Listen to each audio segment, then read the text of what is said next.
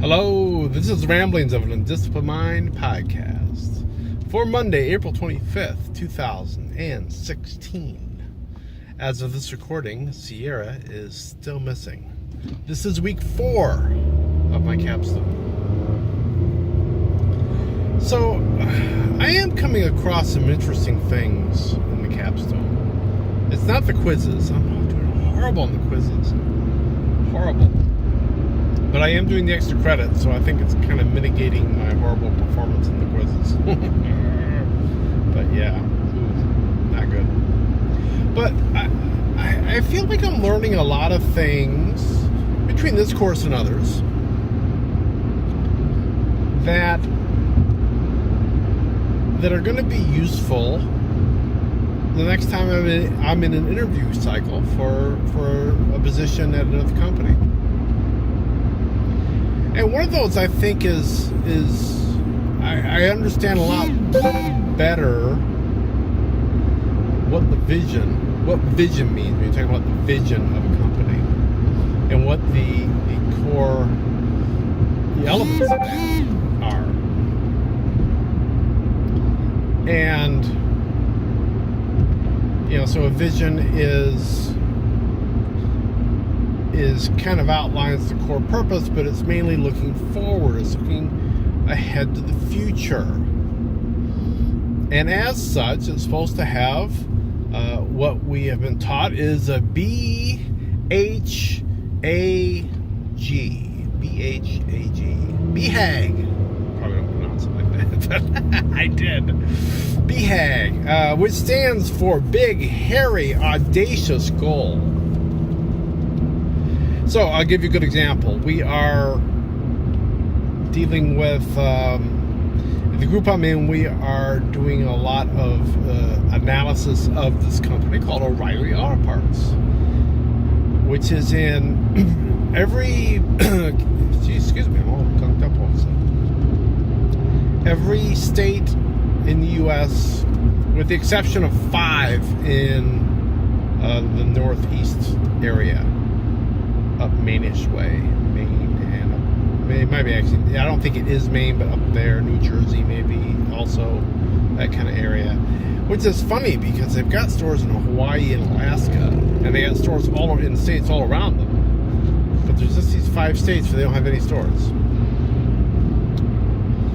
But they have a vision statement that is to, and actually, they kind of have a combined vision and mission statement. They didn't really split it out, but their vision, their big, hairy, audacious goal is to be the dominant auto parts supplier in the markets that they service, in the geographical areas that they service, which up till now seems to be predominantly or exclusively the United States of America. And the point of a big, hairy, audacious goal is that it's supposed to be something that is doable, but yet not too easily done. And it's supposed to be something that gives people the old goal to strive for. It helps build focus in the organization. It builds some camaraderie, I guess I'll say. I don't know, but singularity of purpose.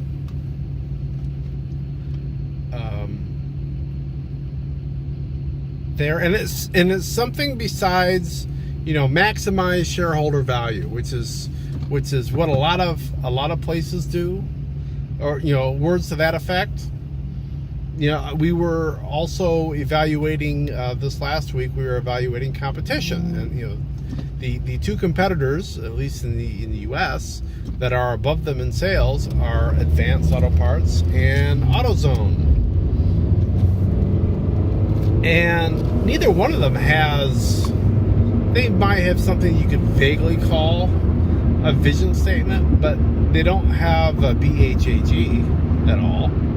Either one of them. Other than, they each have some sort of statement in their Who We Are section that talks about, enabling growth and, enhanced profitability, which is just kind of another way of saying enhance shareholder wealth. So, but what it struck me is that that would be something to find out about a prospective company that I want to work for. That and culture. The other thing that O'Reilly does is it talks about, they have a whole page about culture where they've got probably close to 10 attributes, I guess would be the proper word to use. They have like about 10 attributes that they want their employees to embody, and that kind of outlines the attitudes that they want to have as the culture of the company. And it's very well defined. And once again, looking at the competitors, they got some overlap there, but neither one of the of Advance Auto or AutoZone have defined their culture as much. I mean, and we're just looking at their websites, on their website, as O'Reilly has. So, to coin a phrase from years ago, maybe being number 3, they're trying harder. I don't know. But, that's, those are two areas that I think that would be great questions. You get to that point of the interview where the interviewer says, well, do you have any questions for me? And I always hated that, because I was like, what do I ask? Do you have Jeans Fridays? No, that would be bad. But, I think that would be a key time to find out about the culture of a company and the vision of a company.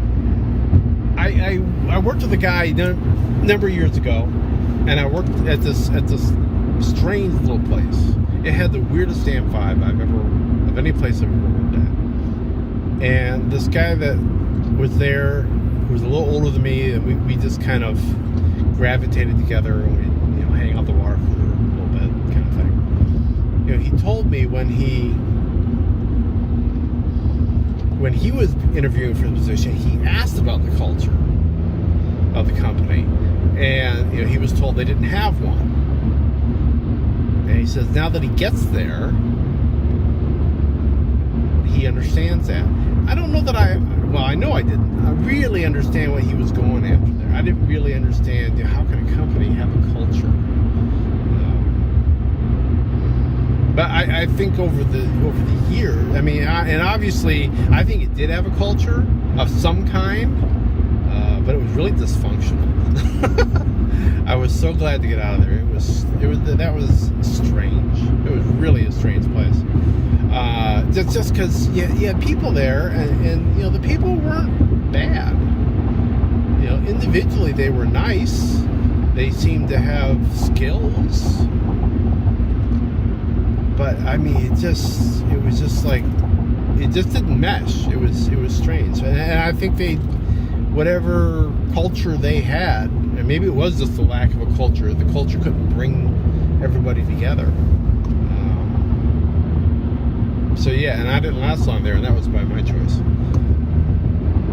But I think that's that's something to be inquiring about. And I'm even thinking that might be something, culture and vision might be something that I can be looking at when I'm ready to do a job search. Look for prospective companies. What is the culture of various companies? What do they say their culture is? And then, of course, there's always the reality that the stated culture may not necessarily be the culture that the employees feel. That's the other side of the coin. But at least, I guess is some interesting food for thought as companies are being evaluated. And just how effective is a company going to be if they don't have a big, hairy, audacious goal?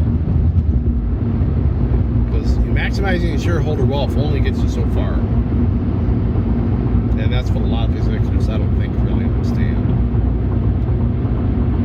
Because that's what they're measured on. It's like, okay, well, that's great, but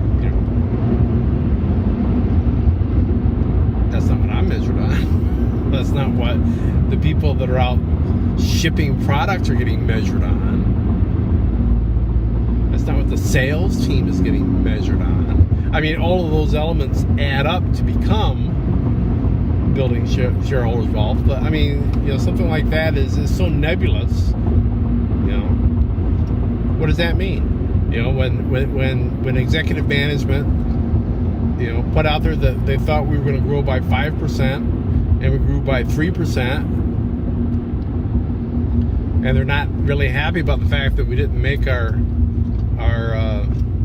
target there. You know, we achieved the goal. That was a success. We maximized shareholders' wealth. Not as much as they wanted, but it was still a gain. So that's why I'm coming to believe that, you know, there is importance to these things, and that was something I hadn't really thought that much about in the past. Anyway, I think I will be that for today. I will be back tomorrow. I'll be talking to you then. So, be seeing you.